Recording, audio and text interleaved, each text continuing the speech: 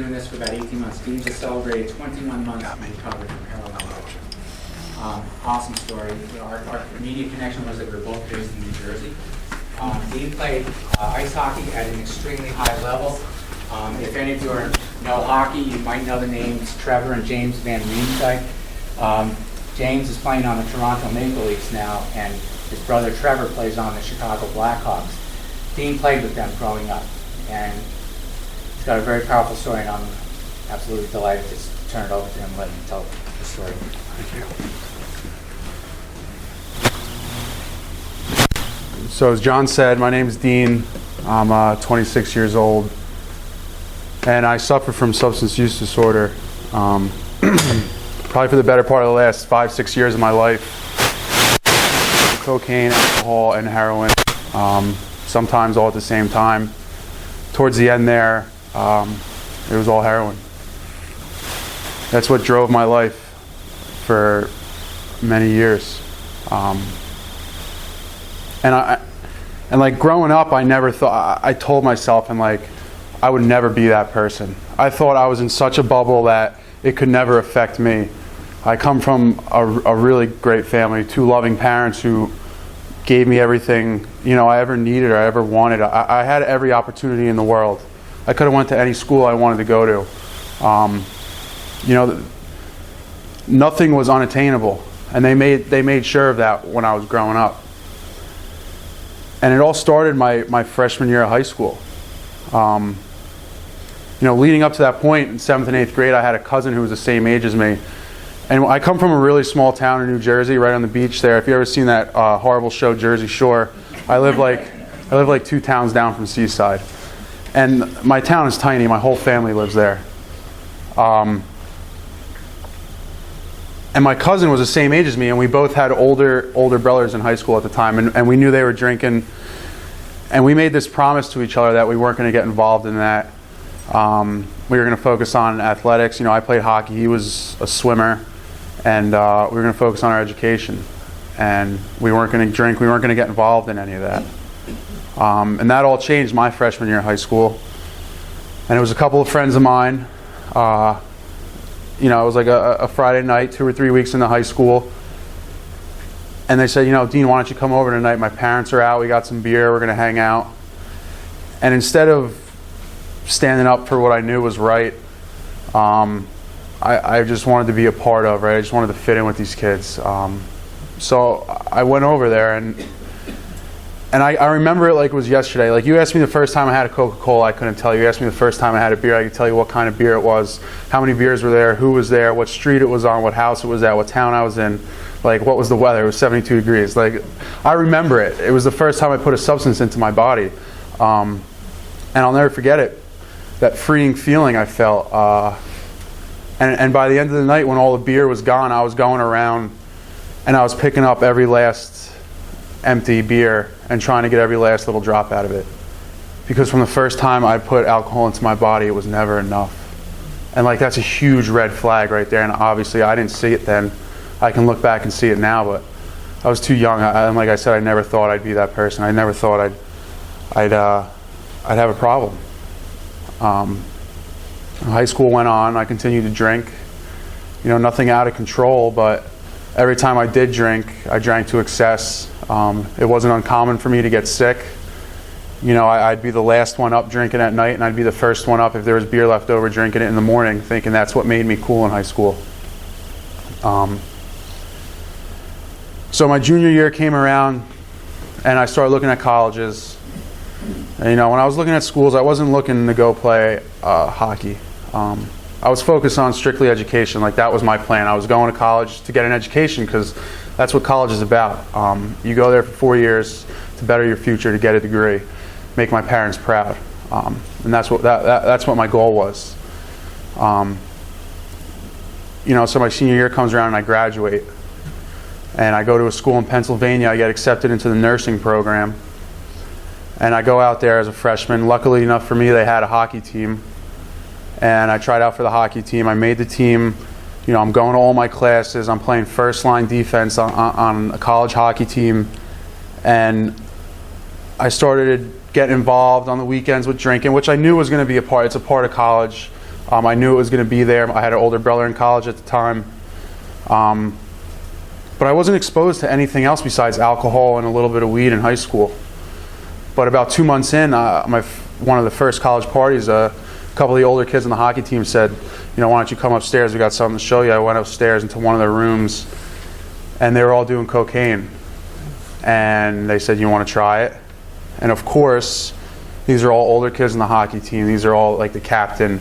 And these kids I looked up to as a freshman. They're all juniors and seniors. And, obviously I said yes. I wanted to fit in. I wanted to be a part of that crew. And I did it. And then I did it every single weekend that whole freshman year. Thursday, Friday, Saturday night. It was cocaine and alcohol, and then hockey. But I managed to keep my grades together. I did good in school. I did great in hockey. I went home to New Jersey for the summer. Now, ever since I was 13, I worked on a fishing boat in New Jersey, and I love fishing. It's like the biggest passion of mine. But anywhere you go, where there's a fishing scene, any docks you go to, there's going to be a alcohol and drug scene. It's just a way of life on boats, and it was in New Jersey. And one of the guys I worked with was doing Percocets at the time. And I just had a crazy year, my freshman year in college, and my mindset of going to college for an education started to transfer over to this is my time to experiment and this is my time to have fun. And one of the guys on the boat said, hey, you want to try Percocet today after work? And I said, sure, why not? I had no idea what that decision was going to do to my life. I didn't know anything about them. I didn't know you can get addicted to them physically, mentally. I didn't know you can get withdrawals. I just knew the first couple times I did it, it made me feel good, and that a lot of people I knew were doing it at that time.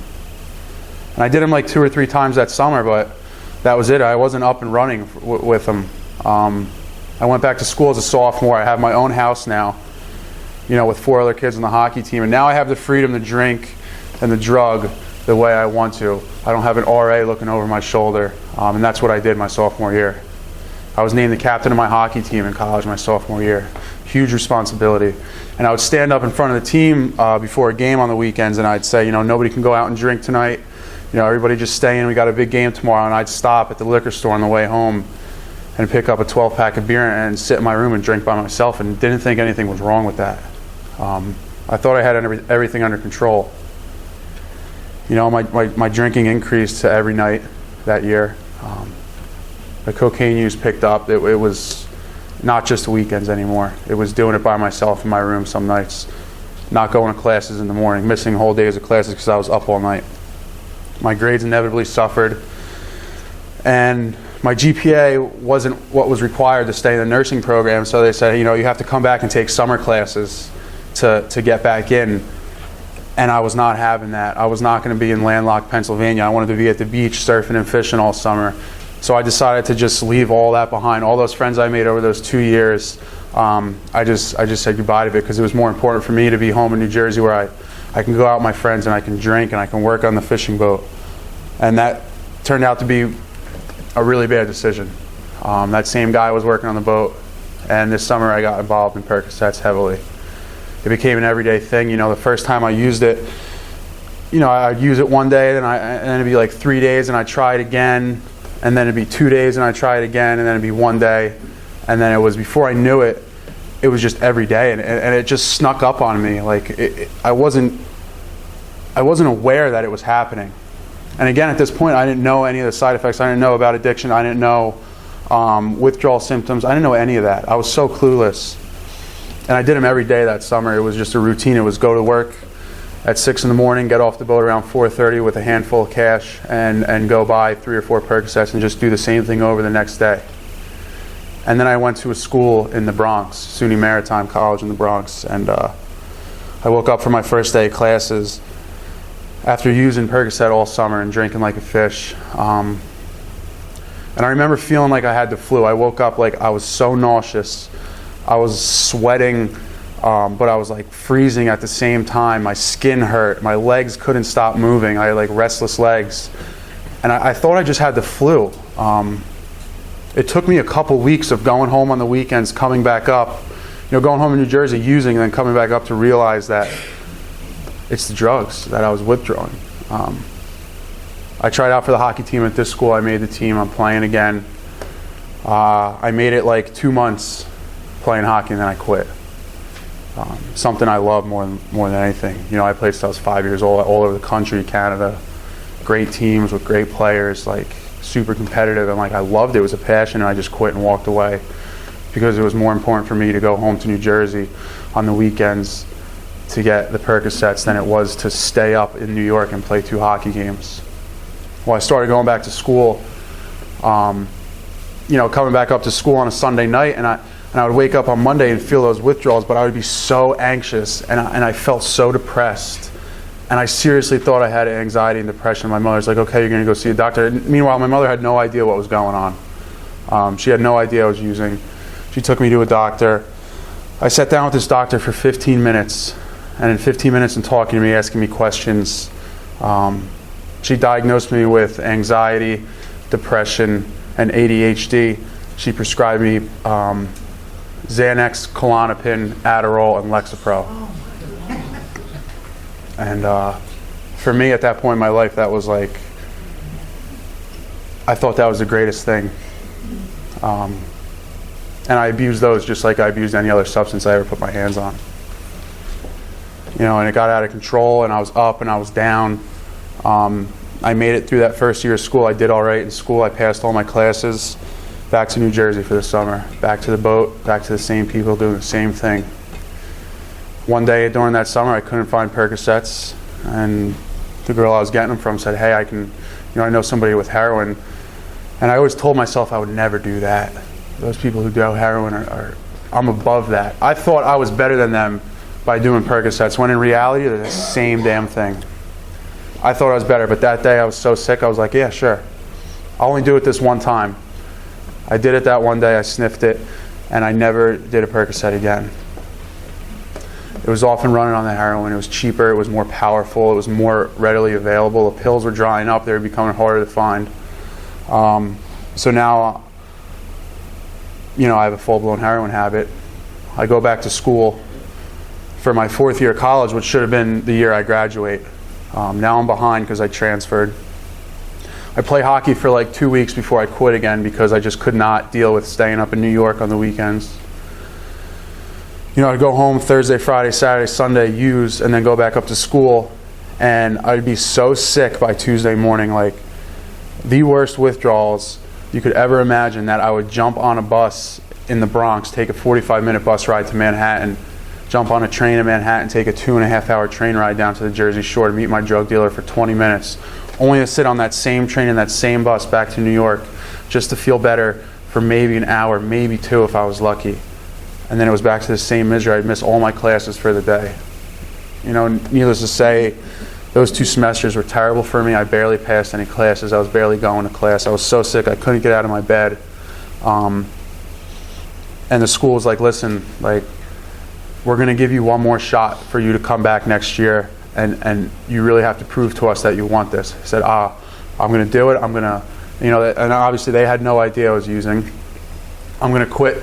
This summer I'm done. I'm going to get on Suboxone for a few days, then I'm going to taper off them, and I'm done. I got to stop this. That didn't happen. It got worse. My tolerance was so high at this point that sniffing it just wasn't enough anymore. And somebody I knew who I was buying it from said, why don't you try using the needle? I said, all right. And like again, I tell myself, I only do it this one time. And I never went back after that. Now I'm an IV heroin user. I go back to school. Don't even try out for the hockey team. There's no point. I fail every class. And I'm done. 4.5 years of college under my belt. I'm 24 years old. I'm living in my parents' house. I have no degree to show for the 4.5 years of college. I have thousands of dollars of student loans, and I have no job, and I'm an active IV heroin user. And I need this to be all right. Like, I need this drug to be all right. And I had no money, so like, what do I do? Like, and unfortunately for me and so many other people like me, I'll speak for myself. I stole, I lied, I manipulated, I cheated people that love me the most, my family, my friends, my mother, my father, my younger sister who's going away to school this year, stealing from her, stealing from my older brother, not thinking twice about it. As long as I could get that next fix, everything would be all right. I swear that's the thought I had. As long as I can get that next one, all this pain and suffering will go away. And it did. It did for maybe 30 minutes, and then it all came back. You know, my poor grandmother, she's 80 years old, and all this poor woman wants to see is me be happy and me smile and me succeed in life. And I would go over to her house, and I would sit across the table from her, and I would talk to her as everything was good. And I would be under the table in her purse taking cash out of it, because I needed that next one. You know, I ended up getting a job not too long after that in a construction union in New York and New Jersey. And I said, this is great. I'm going to be able to make enough money to support my habit, put food on the table, and put gas in my car. I was getting paid $1,200 to $1,400 a week. I was making really good money. And I would get paid on a Thursday. And by Monday afternoon, all that money was gone. I thought I'd be able to support my habit. My habit just multiplied and got worse. Every dollar I had, it was going to that. You know, I had to come clean to my parents. My mother knew something was wrong. She didn't want to believe it. And I finally sat them down and I said, listen, I have a drug problem. I wasn't going to dare tell her it was heroin. I was going to downplay it and tell her it was just pills. So I take my first trip to detox. I go into the 7-day detox, and they got me on these meds, Suboxone, and I start feeling better. And these withdrawals, I'm through my withdrawals. I'm doing all right. Like, I was on sleeping meds, but I was sleeping at night. I start feeling better, and I'm like, I don't want anything to do with opiates, pills, heroin again. Like, I'm so done with that. I'm still gonna drink, and I'm still gonna smoke, and I'm still gonna and do coke every once in a while. But like, no more heroin for me. I'm done. And it's comical, but at the same time, if you ask my parents about this disease, there'd be nothing funny. Nothing funny. 4 hours after I stepped foot out of that detox, I was at a McDonald's bathroom in Point Pleasant Beach, New Jersey, with a needle in my arm again, not knowing how I got there. It was just like autopilot. As soon as I got it, I had no defense against it. It was just, that thought popped into my head and nothing was getting in my way. I get chills saying it now because it's such an overwhelming power and drive. It's like nothing I can ever describe. It's like instinct at this point. You know, so here I go again. I'm using every day. I go back to work in the union.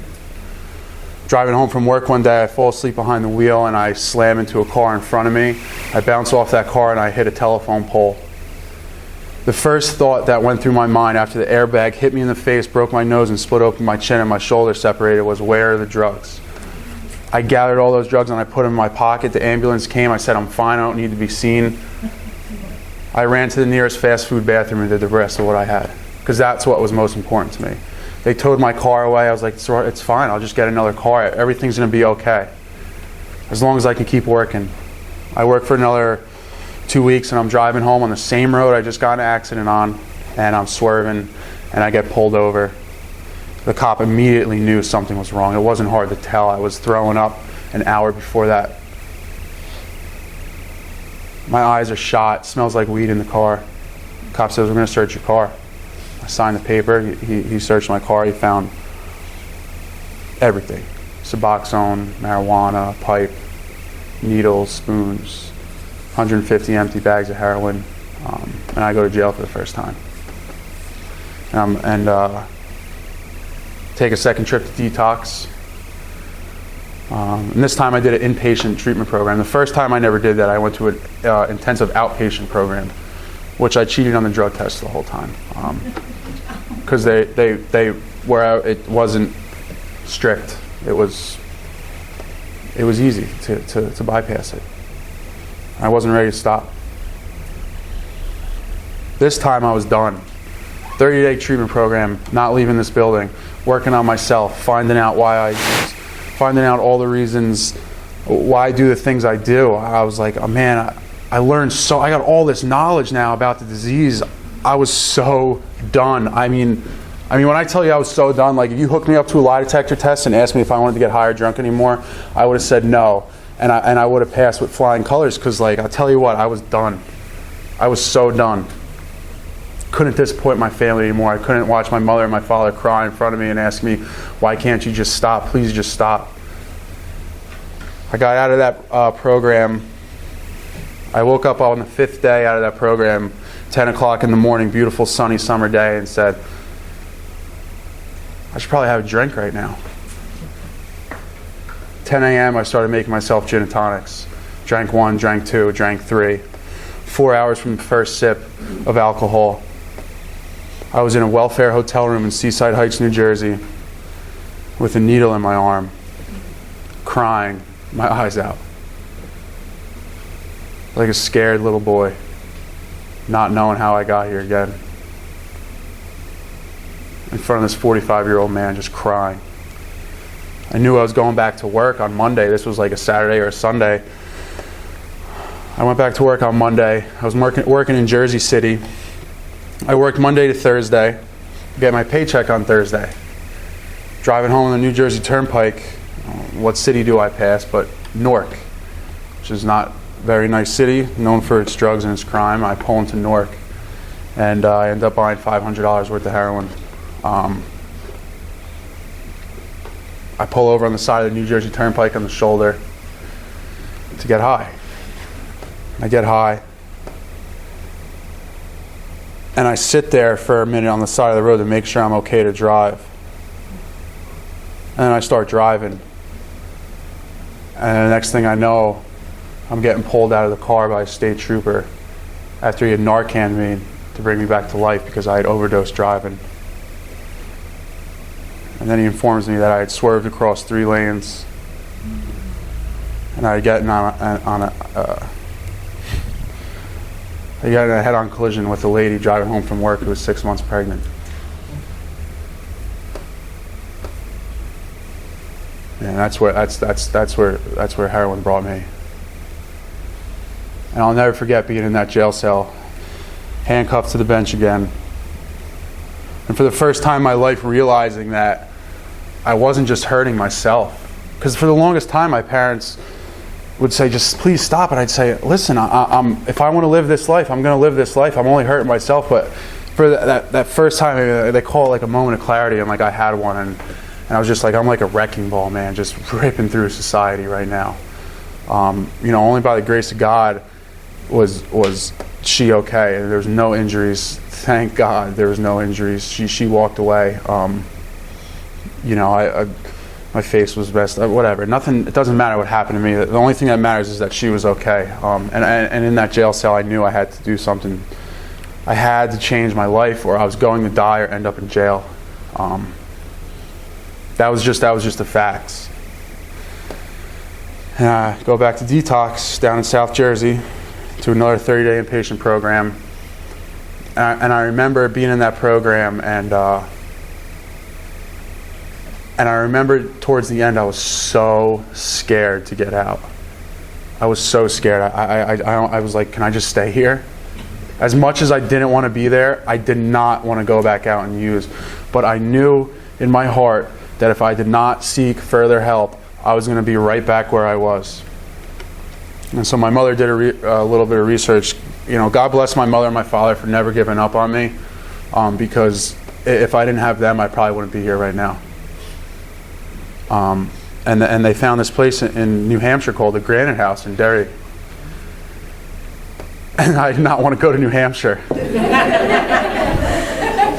Long way from the shore. Yeah. But you know what? I knew that if I didn't do something, I was going to die. It was inevitable. So I went. I only planned on staying 90 days.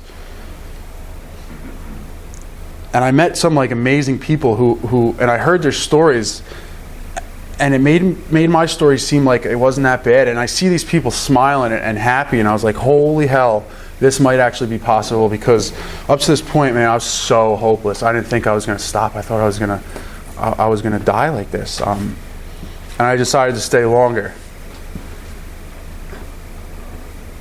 This was July 31st of 2015 I got in this accident. I went to a 30-day treatment program and I came right up to New Hampshire on August 24th of 2015. I haven't left. I stayed in that house for 6 to 7 months. I completed that program. I got hooked up with John Kesty, who's an amazing person, doing these speeches, and we go around the high schools and businesses and community coalitions, and I get the opportunity to stand up here and tell my story. You know, I graduated that house, and then I managed the house. They wanted me to be their manager. Now, these are people asking me to be in charge of other people suffering from this disease, and I was like, holy crap, like, this is a huge honor. You're going to put me in charge? Like, I can barely take care of myself, but you know what? I did a great job, and then I just recently moved out 3 months ago, and I got my own apartment. I just bought a truck like 2 days ago. I just got my license back. Like, this is 21 months.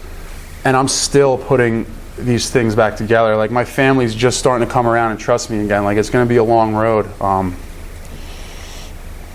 But like, all the pain I went through, it's worth it for this life. And it's possible. Like, there's hope out there. Like, I don't care how sick somebody is, because that's really what we are. We're sick. We're not bad people, right? Like, I've done some really terrible things in my life. And like, I'm not proud of them.